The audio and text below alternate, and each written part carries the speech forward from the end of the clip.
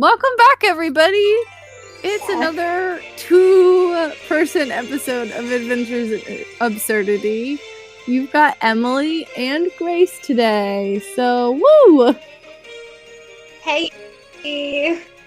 Let's pray that Grace has better technical, or doesn't have technical issues this week. Please, I really hope not. Maybe somebody else will drop in, because you never know what will happen on today's episode of Adventures in Absurdity! Today we're discussing Waylaid in the Windy City. And maybe Abby will pop on so she can have her Richard moments, because Hopefully. the rest of us are always here for Jason episodes. Maybe that's it. Maybe we need to start, our random generator needs to start choosing Jason episodes again, so more people will show up. This is the second week in a row we don't have a Jason episode.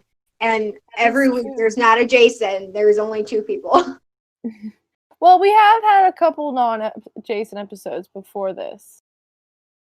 We had the battle. For that, it was Champ and Champ of the Camp. Yes, you're right.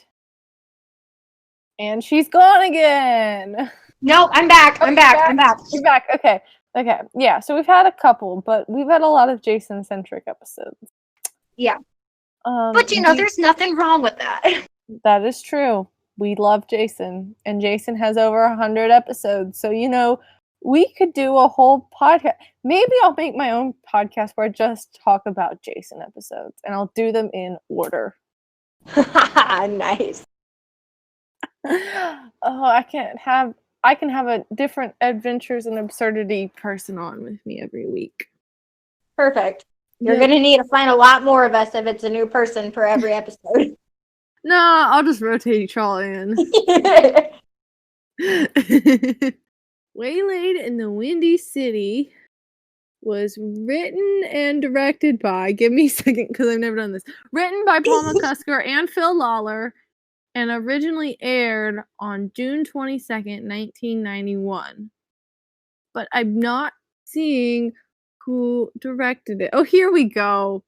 Written by Paul McCusker, Phil Lawler, directed by Phil Lawler, produced by Bob Luttrell, Phil Lawler, Dave Arnold, executive producer Chuck Bolte, post-production by Dave Arnold, engineered by Dave Arnold, and music by John Campbell.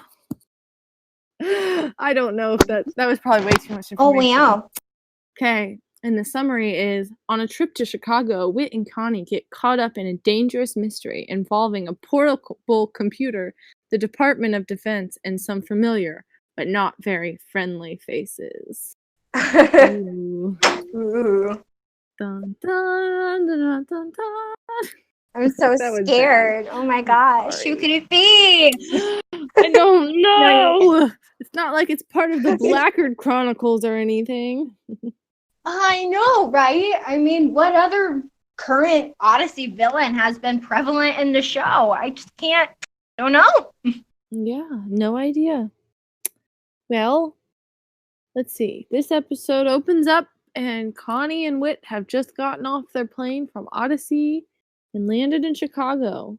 And Connie's talking about how big O'Hare Airport is. And let me tell you, as somebody who's flown in and out of there several times, it is a massive airport. And I've been to several airports.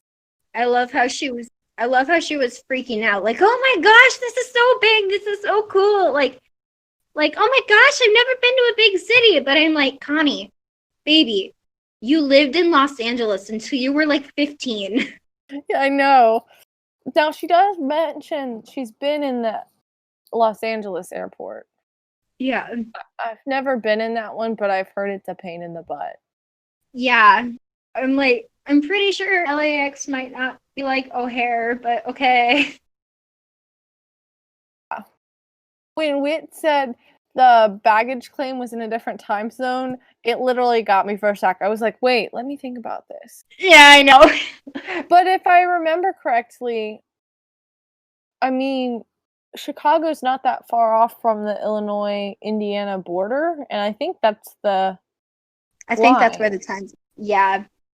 Which, I mean, They're close. They are close. I mean, they're not quite there, but it's pretty dang close. Yeah. And then I just love Connie's so excited. It's adorable. So it really is. She's the cutie. Precious. Bless her heart. Oh. I wish we could see excited Connie more in recent episodes. She's just sad now. I mean, I would be too if I'd gone through that much in a span of 10 years.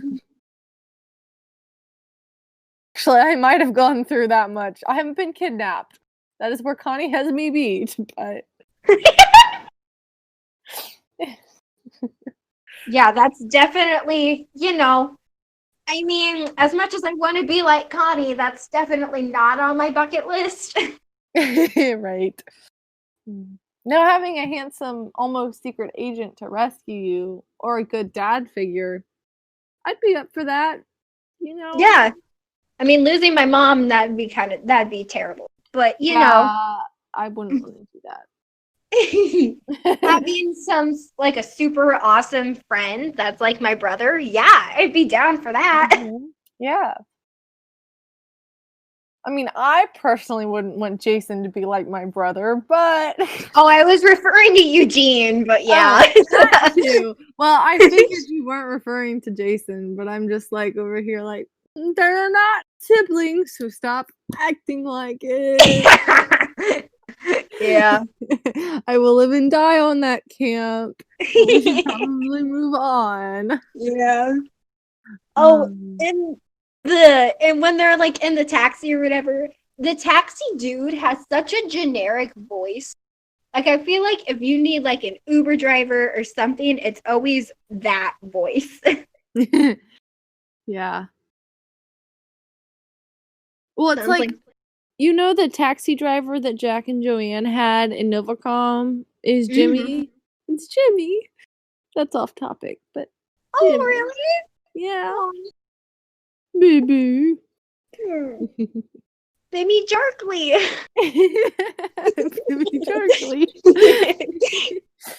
I love that. I'm that Odyssey fan that says I've said it in a couple episodes now. I call Richard Ringworm Mailbox and I say Baby Jarkly because I can. I love that. So I guess back to the episode because that didn't take long. I guess that's when they get stopped by the dude who wants to look at Whit's briefcase. Yeah. And this dates the episode too because he's asking you, did anybody give you this to take on the plane? Yada yada yada. They didn't have to go through security back then because it didn't exist because 9/11 hadn't happened. Yeah. Just oh my goodness. It's just really crazy.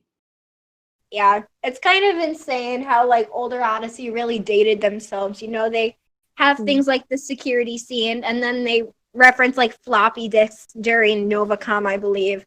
But nowadays you're are you in present time? Are you in 2010? I can't tell. Yeah. Well, and back then they didn't realize they were dating themselves, really. That was the newest technology. Mm-hmm. Now when you say smartphone, they'd be like, oh yeah, I got a phone, cell phone here. I'm is that a flip phone? Is that a smartphone? Is it I can't even tell because the noises are so weird. Mm-hmm. And there was that episode where Jason's I'll give you my cellular phone number. And I was like, nobody calls it a cellular phone. Yeah. Oh. Leave it to Jason to be extra. Yeah. We stan him, though. We do. But going back to the briefcase, I love when he's asking Whit, to look in it and all that. And Connie's like, well, what do you have on there, Woot? What? Whit? Bootleg copies of the Praise Kids? She's got a couple really funny, she's got great quips this whole episode. She's just a comedic relief. She really does. I feel yeah. If you need someone to be the comedic relief, I feel like it's probably either Connie or Jason. In the midst of all the chaos. They're there to supply a couple of liners. Yeah, for sure. It's like in Best Laid Plans where Connie's literally just throwing out one-liners the whole time. Yeah. Just gotta keep the show rolling. Yep. And then they also, they clear Wit, it's his laptop, and I think he mentions that it's a really expensive laptop or something, and Connie's like, "What Yeah. is it, made of gold?" And I love when Wit mentions the bus or whatnot, and she gets all excited. The hotel's sending a bus for us or something? Like, she's so like, oh my goodness. Like, Yeah. Connie. So adorable. She feels like a little princess because her own private bus just for us. No, it's a shuttle, but but then we get to the bus and she does think it's just them. It turns out there's somebody else in there named Greg Kelly. And I feel like that's a super generic, basic name. That but really you is. really can't blame them for having to come up with new character names every other episode. So, what you gonna do about it? This is true. So I've only listened to Waylaid in the Windy City like 3 or 4 times now, I think. I never had that album. I always remember people talking about it, but like I think I'd heard it once after it came on the radio, like, and you could listen to it on witsend.org, which rip witsend.org, No, it makes me sad. But where was I going with that? Oh yeah, so I listened through, and I did listen to it like 2 weeks ago or something, but I didn't catch this. Greg Kelly, do you know who he is? I don't. The voice sounded familiar, but I couldn't like put my finger on. It's Jack Davis. That's who it is. Yup, it's Jack. That's nice. So we get a Jimmy and Jack in the same episode. No, Jimmy's not in this one. I thought you said Jimmy was like the Jimmy voice actor played the taxi guy. No, in Novacom. Oh. Joanne and Jack, or Jack's taxi driver. Oh, oops. My mistake, sorry. But yeah, which is fun. And I was like, hey, I recognize that voice. Yeah. I didn't take enough notes on part 1. I was slightly distracted. And to tell you how distracted I was, I wrote part 2 above my part 1 notes. Yeah, I got kind of distracted too. So, and this was my second time listening to Waylaid, so we might be scrambling. I've got plenty of part 2 notes. Yeah. Which a lot more happens in part 2. Yeah, that's for sure.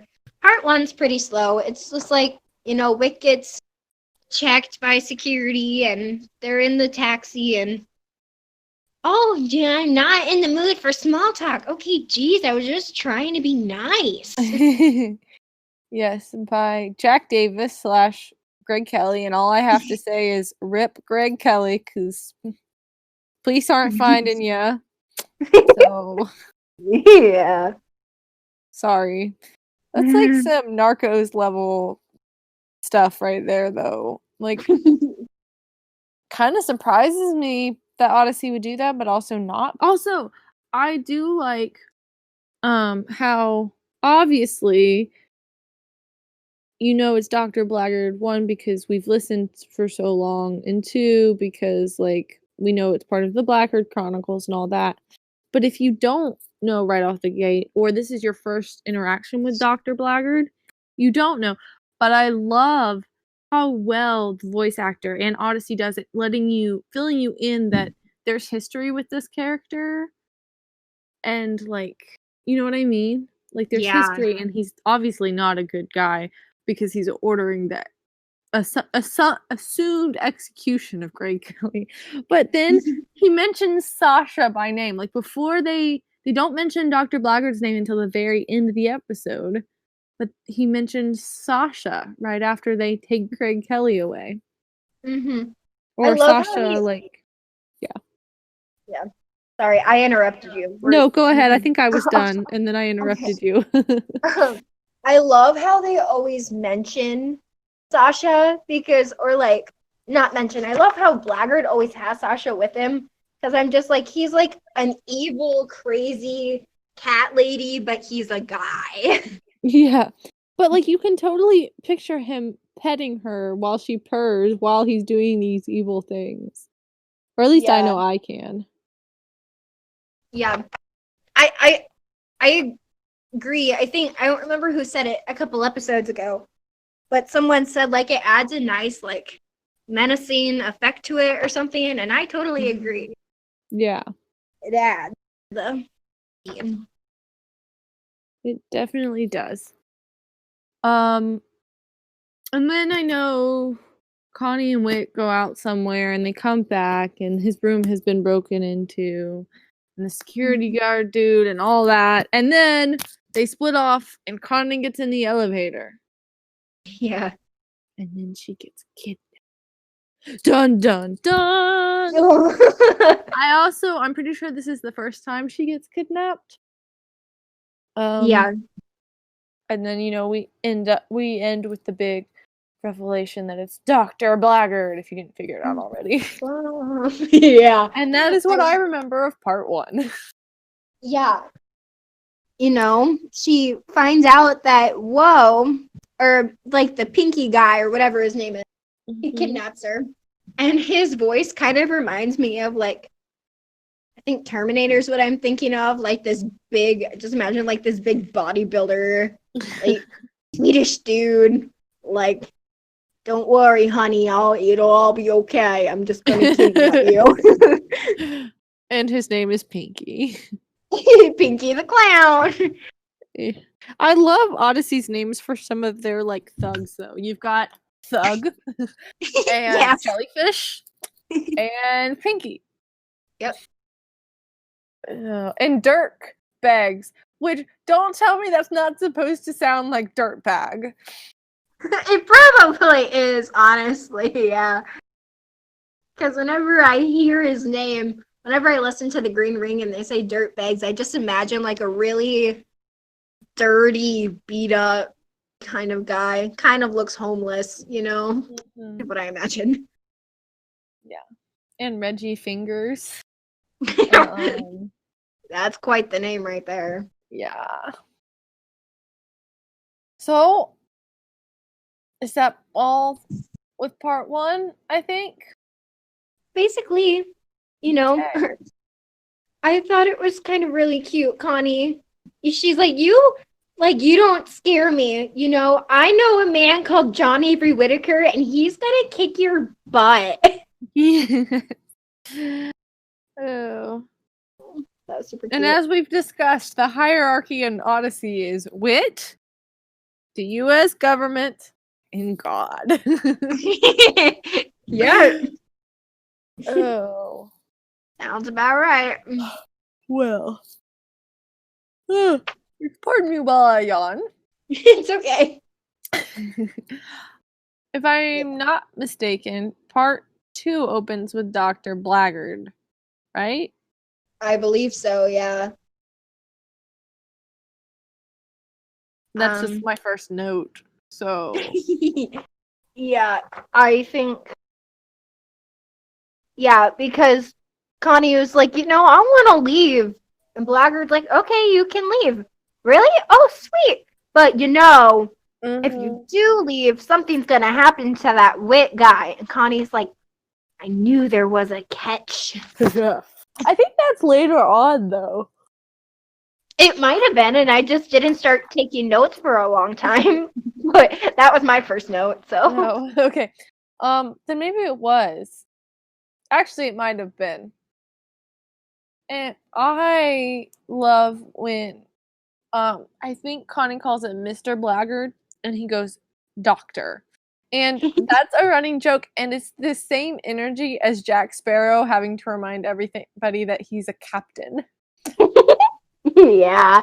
It's that same kind of joke and humor. And Odyssey did it first, so, who copied who? I like that. I never caught that.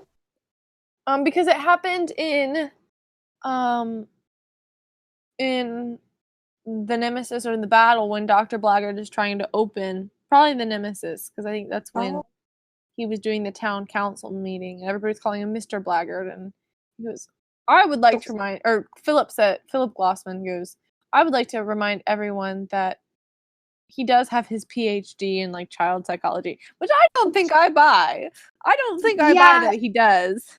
He seems like a pretty bad, like child manipulator. So, I don't really buy that. Yeah. I don't know. Maybe he does. If he does, then he's using it for the wrong reason. Uh-huh. And then I guess he gets the phone call. Or wait, does the episode open with Whit getting a phone call from Connie / Dr. Blackguard? That's at the end of part 1. Connie is like, hi, Whit. This is me. This is where I am. Okay, bye. You're right. Because it's after that we find out for sure it's Dr. Blackguard. Uh-huh. But then Whit talks about how the cop dude is giving him all that grief. And Whit is handcuffing himself to a briefcase. And I'm always like, it's getting serious when somebody handcuffs themselves to a briefcase. Reminded me of Jason and the handcuff. A name. Yes. Oh my goodness! I wrote down in a note. I put this later in my notes when we get to all the double crossing stuff. But this is the prequel to Name Not a Number. You know how what episode is it? A Search for Wit is Name Not a Number, Volume 2, as I like to call it. Uh-huh. Yeah. This is the prequel to it. Nice. Yes. And then go ahead. No, go for it. It's okay. No, you do it. You go ahead. I'm talking too much anyway. Well, so, in conclusion, Adventures in Odyssey, if you ever need help chronologicalizing or whatever that word is, all your episodes, hit up Adventures in Absurdity and we can do the organizing for you. True. We will make a timeline. Yeah. We'll actually figure out how Odyssey time works. Yeah. Instead of just making it into a big conspiracy theory. Yeah. Which I have something to add to that, but I'll talk about that later so we don't get completely off subject. But it wouldn't be the first time. But Odyssey and clowns, because Whit goes to the clock and Pinky comes up to him dressed as a clown. We talk about all the other times Odyssey has talked about clowns and used them. It's in the Green Ring. Monty dresses up as a clown and gets kidnapped as one. Connie goes undercover as a clown in, was it like Father Like Wooten, I think? Like something like that. Father Like Wooten, I think is the episode. And I'm pretty sure there's more instances of stuff like that. Those are just the ones I can think of off the top of my head. In Trouble Under the Big Top, I believe the criminal was a clown or something. Yeah. Yeah. I don't know what Odyssey's obsession with clowns is, really. But notice, they always have, something bad happen to them, or, they're kind of, not, the bad guy, per se, but, or whatever, so I'm someone must have a fear of clowns. Well, it's either Phil or Paul, because they're the ones who wrote this episode. It's probably Paul. Because he probably wrote all the other ones because he's a genius. And we stand Paul on this podcast. We do. We love Paul McCusker. Richard Maxwell is a freaking genius. Yeah, he is. He freaking pulls the manhole cover down so it just drops into the sewer system. How genius is that? There's not a more effective way for somebody to disappear. Yeah. That's It's like also highly unrealistic, but what do we care about that in Odyssey? exactly. I mean, half of the stuff that happens in Odyssey probably isn't realistic, but we still go with it. So True. yeah, that was like movie level, like top notch smart. It's a good You move. would see that like on Jason Bourne or something. What? Jason Bourne? The Jason Bourne? Oh, okay. That's like Jason Bourne level stuff. Hey, look, his name is Jason. Huh, how ironic. Aw. Funny. Yep. But also, does nobody in Odyssey keep tabs on Richard? Like, nobody knew he was released. Usually stuff like that would have made the paper. Like, Dale Jacobs, you're tripping. Yeah. Jeez, Ted Humphries, where are you at? Like, y'all are missing your stories. Yeah. I know this is probably skipping ahead quite a bit.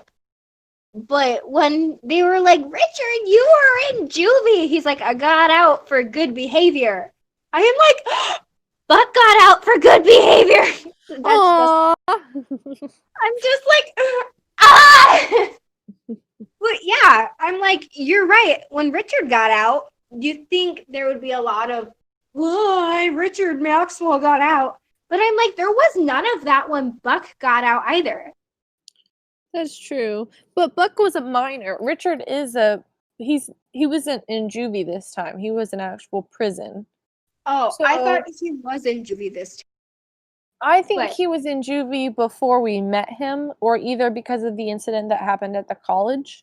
oh, I think But that was he was in Campbell County Detention Center.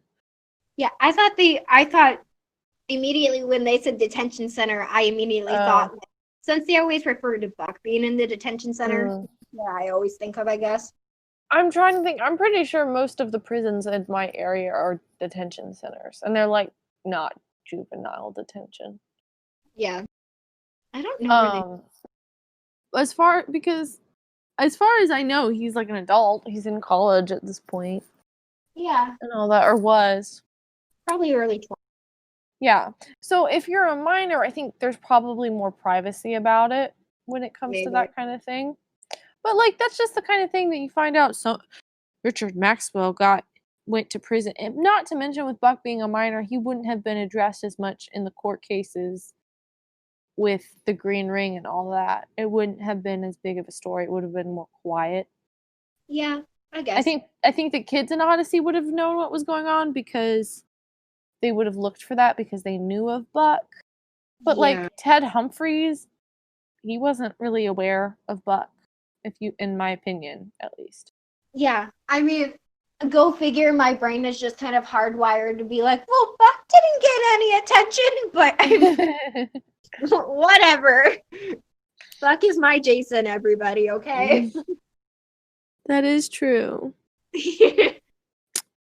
But yeah, it feels weird to me that didn't make a story that he, like got out for good behavior or something. That is very. But yeah, Richard's back and he is a genius, and Wit disappeared. Yep. And we find out what happened in the tunnels later. Also, Odyssey and tunnels, like yeah. It's like sitcoms and air conditioning vents. That is very true. Yeah. I kind of got distracted at this point in the episode, so I don't really know much what happened. My next note is I think they're moving or something, and kind of goes, "I will walk, thank you." It was just a funny Connie line, and I can't exactly remember the context. Or they're like, okay, let's take you back to the hotel. And she's like, I'll walk, thank you very much. Oh, that might have been it. Yeah, young lady, this is a very sketchy neighborhood, which is exactly why I'm walking, to get away from you. Yeah. Because he's supposed to be taking her back to the hotel, but he's not planning to. Oh, yeah. Connie's smart. Yeah. Connie is a very smart girl. We stand a mature teacher. Yes. And then Wit and Richard Maxwell show up, and again, Blackguard's like, you're supposed to be in prison. Like, Blackguard, you're supposed to keep tabs on people like this. Jeez, Blackguard, keep up. Yeah, you should know. And then Blackguard's like, what? Frighten me with rude expressions, which I love that line. Yeah. Um, That's a classic Odyssey, like, you know how, like, you can just hear something and you could be like, that's so Adventure Odyssey. Yeah, that's lines. And then Connie just, like, stating the obvious, which is obviously partially for radio, but Connie goes, Wit, he has a gun. Which is the best line. And then more like, no, really, I don't want to get in anyone's way. And this is when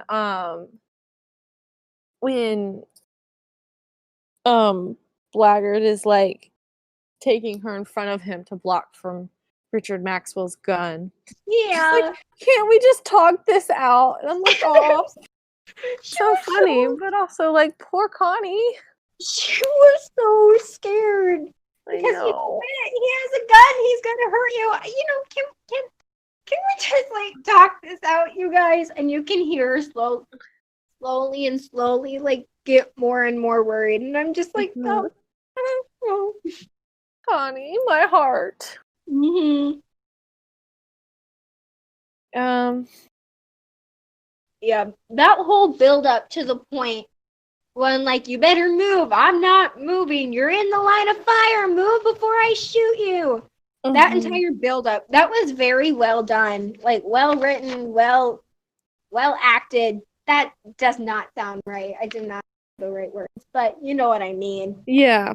Well, it's like, because in radio, you have to spell out stuff like that, but you don't want to make it feel very obvious and like you're spelling it out. And even though, like, they straight up spelled out, they executed it really well. They did. They made it a lot subtler than, like, I would have made it. Yeah. And then Blackguard, is just getting sabotaged by Richard again because, like, the electronics go haywire and we find out that Richard did that. And then I also love, we find out that Richard's gun isn't actually a gun. And my first note to that is, where are people finding such realistic water guns? Like, was that a thing in the 90s? That's what I thought or too. 80s? Like, I imagine tiny little brightly colored water pistols now. Like, what the heck? Yeah. Like, I imagine the gun that Richard had probably looked like a handgun or like a pistol or something. Yeah. Like, dude, my idea of a water gun's those like cheap 99-cent ones you can buy at the store. That break after 2 squirts. Yeah. Oh my. Yeah. I don't know. I was just like, okay. But also, Richard wanted, first of all, he wanted Dr. Blackguard to feel for his life, but he also wanted him to know that he thwarted him and embarrassed him with a water gun.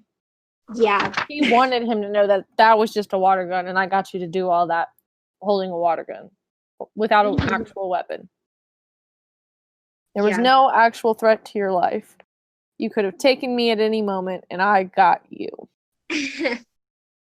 I did kind of like that part when he made him beg for his life. Like, Richard kind of sounded a little nutso butso. And you know what? I'm here for it. He sounded, I feel yeah. A little crazy, but who wouldn't be after spending 2 years in prison? Yeah. I mean, after everything he'd been through prior to that too, I'm like, Richard needs therapy. Yeah. I really want a redemption story for Richard. I want to know that maybe he takes over the Timothy Center. and marries a nice girl and has a family and creates a new legacy for his family. Why did he get left in the hospital? I don't think I actually know. Nobody knows. It's like they just left him there and Or like, forgot why about was him. he in the hospital? Oh, I think he threw himself out of Dr. Blackguard's running car. I think they kidnapped him to get revenge. And he got out of the car and like rolled down a cliff. And then I think Jack Allen and Jason found him, if I remember correctly. Okay. Yeah, I think I vaguely. Yeah, So, and then they mention him being in the hospital, and then nothing is ever mentioned of Richard Maxwell again, except for I Slap Floor, which doesn't count. Yeah. Or Penny's little, is it Richard Maxwell? And the guys that bind. Yes. And you're like, Which I mean, Connie has told Penny all about it. yeah. Of course, So, I you mean, know, you go through all that trauma, of course your roommate's gonna know. oh, of course. And especially if your roommate's like your best friend, like, yeah, totally. But I mean, I was gonna say before I remembered Penny's line and the ties that bind, you know, what if Odyssey just took the easy way out and are like, well, Richard died. But I mean, if Penny's like, oh my gosh, was it Richard? That obviously means he's alive and well. Richard is alive! He's alive and well, living in the clock of J&J Antiques, folks. True. Though I did just find out that apparently Aram was supposed to be Richard Maxwell. Oh, yeah. I didn't know that until like 2 months ago. Yeah, they planned on having, I remember reading that. They planned on having Richard be Aram, and then like Nathan Carlson, that's his voice actor, right? I think so, sounds right. Yeah, like he couldn't make it or something. Like he couldn't do it, so then they end up having Mitch do it. Which, now that I think about it, it makes so much sense that in I Slap Floor they brought Richard back because that was album 34. So if they had, Aram shows up in album 35. So if they had planned that he was going to be Aram, yeah, it makes sense that they would reintroduce him in album 34. Yeah, and so put people and Mandy and Mandy and David only asked who Dr. Blackguard was. They didn't ask who Richard Maxwell was. Right. Which I think I've talked about this. I'm like, I think Richard Maxwell's just chilling somewhere because they didn't ask who he was. He could be. I mean, did Maxwell's flower shop ever close? Maybe he took that over. Oh, that's actually a really good point. Headcanon. Oh my gosh, I bet that's Richard's family that owns that. I always thought it was, because at least Maybe? in For Whom the Wedding Bells Toll, I guess that's the only time I really ever heard, but Jack was like, yeah, Maxwell's flower shop is going up for business, but then like I never hear anything again. So maybe like Richard stepped up and was like, hey, I'll take over. Mm-hmm. Yeah, I don't know. That is a very good point. Huh. Maybe he's running a flower shop. Oh, cute! He could be the florist for Connie's weddings. Aww. That would be an interesting pair up. Yeah. Yeah, Connie goes, I'm never going to see the Sears Tower. I was like, oh, Connie, because, what is it? Dr. Blackguard has escaped, and the cop guy comes in, and he's like, oh, nope, you're not. And fun fact, the Sears Tower, and a lot of people know this, is no longer the Sears Tower, but it's Willis Tower, and it was renamed in 2009 because Sears had sold the building in 94, but held naming rights until 2003, and the Willis Group obtained naming rights in 2009 along with their lease agreement because they leased like the top 3 stories on the building or something. But so it is kind of possible that Connie never got to see the Sears Tower. It might have been the Willis Tower if she ever got to go visit it. Oh, dang. I mean, granted, it was 2009, but the next time we hear her going back to Chicago that I can think of is cars, trains, and Cars, motorcycles. That can't be the next time Connie goes to Chicago. I know. Is it? I feel like she has to go at some other point. But I can't remember an episode where she goes to Chicago. Neither can I.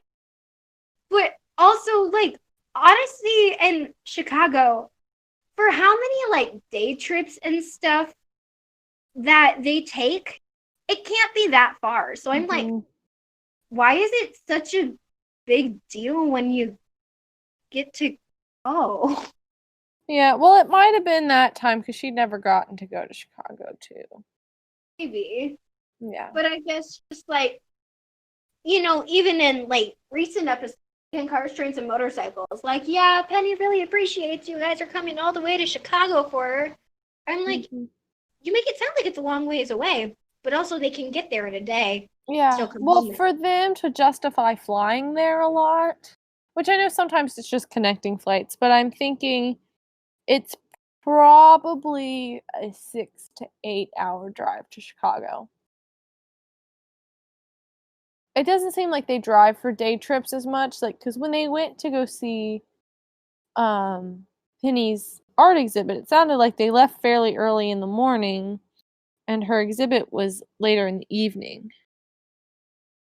Yeah, I guess you're right. I've made trips to Ohio, which from where I live is 8 hours, enough to know that you can leave fairly early in the day, like in the morning, and get there, in the afternoon or whatnot.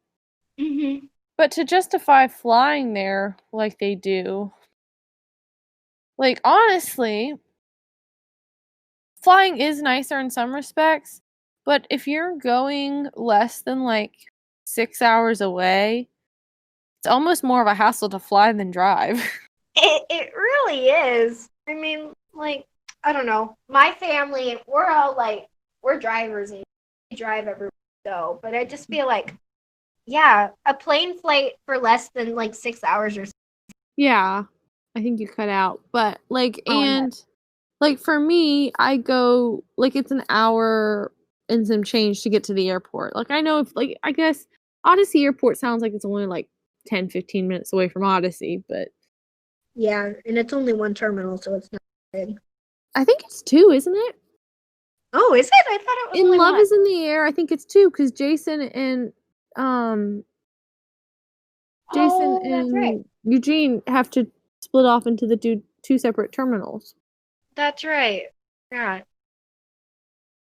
Well, so I guess it is bigger than it. But 2 terminals is still small. Like, Richmond is 2 terminals, and it's a tiny airport. You can go through security 5 minutes before your flight starts boarding and be fine. Yeah, I guess.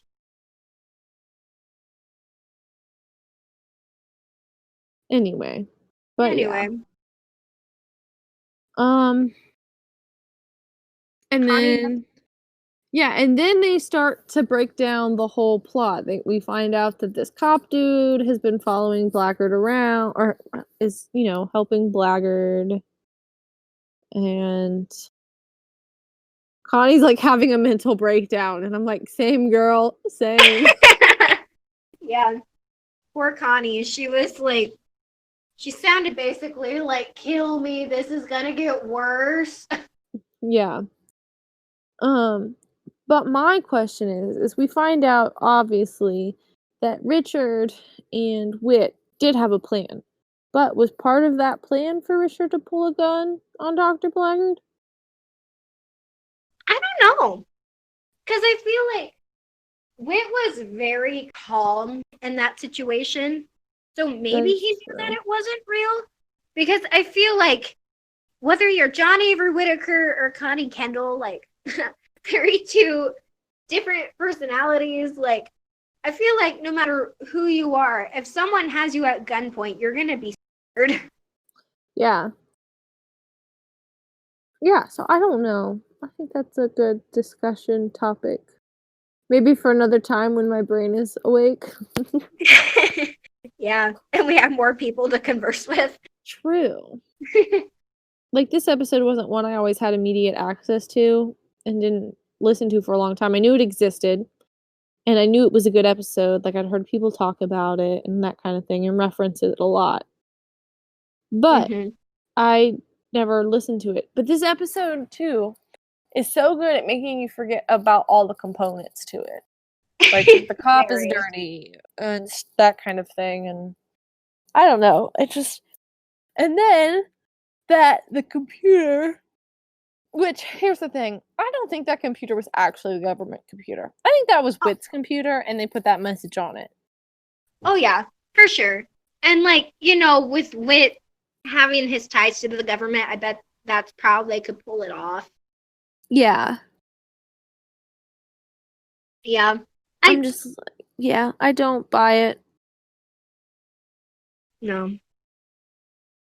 Just like I don't buy that applesauce was destroyed.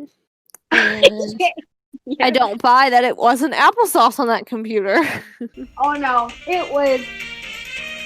My last note is the episode ends with Dr. Blackguard saying he's not done with Wit yet. And I'm just like, this is low-key ironic because Blackguard and Wit don't ever meet again.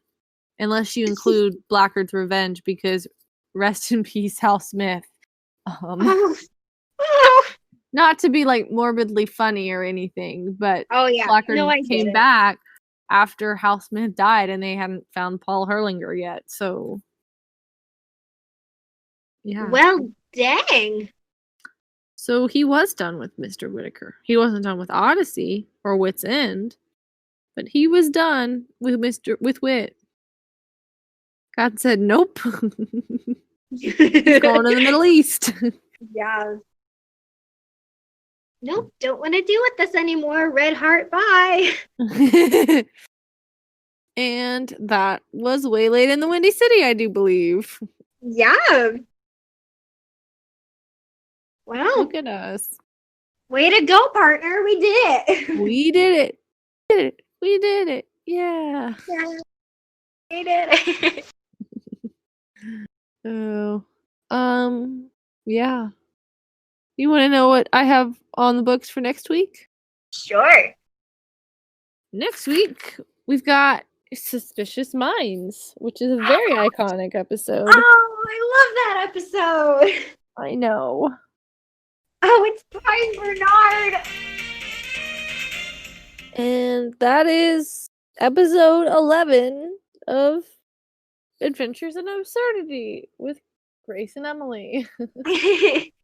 Oh, We're and tuning in. We got an email that this past week. We should do our shout outs. Oh, that's right. Shout out to Jeremy Levy. Thank you so much for reaching out to us. We really appreciate it. Yep, we love hearing from all of y'all. Hopefully, there would be a response to your email other than just us also like shouting you out. But I know so we've had some people I think a couple people are logged into the email right now, but there's been just, it's like you see an email and then you're so excited to share it with the group and then you forget to respond. So if we don't respond to you, it's nothing personal. It's just like it just got lost and forgotten, and we're not trying to forget about you, which sounds awful. We love you all. Yes, we love you all so much, and we really appreciate it when you reach out and that you listen to us. Yeah, let us know you're around. So, if you ever want to ask us questions or have some input on the next week's episodes, just email us at adventuresinabsurditypodcast@gmail.com. And we will shout you out. Well, thank you for listening to us because we love I think we're up to like 3 or 4 fans now. I know, we're famous. That we've heard from. Okay. Also, we've got a Tumblr blog, which is Adventures in Absurdity Podcast. Oh, Adventures in Absurdity blog, yeah. Oh, yeah, blog. Sorry. Adventures in Absurdity blog. You can also send us direct messages or asks through there if you wanted to instead of emailing us. Mm-hmm. We are on we're pretty much on all the podcast mediums now, y'all, which is awesome. Yeah. We're on Apple Podcasts, Spotify, Google Podcasts. If you have a different platform other than that you prefer, go to our Anchor page. Just search us up in Anchor, and it'll take you to it'll give you the links to everything. Yeah, we got a wiki page that's under construction. Yeah. We're working on that. So if you're a wiki editor and you want to add to the page a little bit, go right ahead. Add some quotes you like. We've got what do we have? Themes and running jokes. Little tab on there. So if there's one that that's really stuck with you, put it on there. Yeah. I mean, we're full of funny lines. Whenever I listen to us, I laugh. Maybe that's lame. That is lame. That is lame. But I mean, if you think we're funny, go for it. And also, I want to put this out there. Hannah, Sparky the Happy Giraffe, had a discussion with Lee over at AIO News podcast or something like that. I can't remember. AIO Audio News, I believe. Yeah, AIO Audio News. She did an interview with Lee when they talked about the Rydell Revelations a little bit. So y'all should go check that out. It's very good. Very good. Yeah, they had some good, interesting. It's like a full half hour almost. It's very, very good. Hannah represented us well, I have to say. She did, yeah. I think that's it. I hope you enjoyed today's episode. Sorry I talked too much. No, I'm glad you did because I wouldn't have talked. I didn't talk enough. I'm gonna go eat dinner. Hopefully we'll see y'all next week. Yeah, thanks for listening, everybody. Bye. Bye. So, disclaimer. We're also not affiliated with Focus on the Family, by the way. Please don't ever think that. Today's episode was brought to you by Aram, the recording bot. We're chaos. Goodbye.